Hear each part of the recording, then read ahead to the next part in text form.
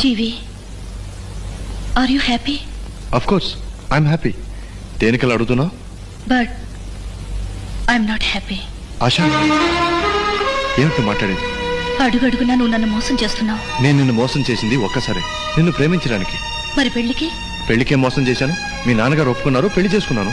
మీ అమ్మా నాన్న? చూడాషా, ఇది చాలా సంతోషకరమైన సమయం. ఈ సమయంలో వాళ్ళ ప్రస్తావన తీసుకురావద్దు ప్లీజ్.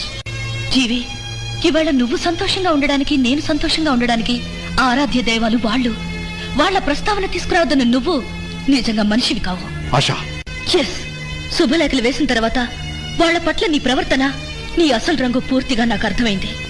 కానీ నా భవిష్యత్తు కోసం, కుటుంబ గౌరవం కోసం ఈ పెళ్లి ఆకూడదని తాళి కట్టించుకున్నాను.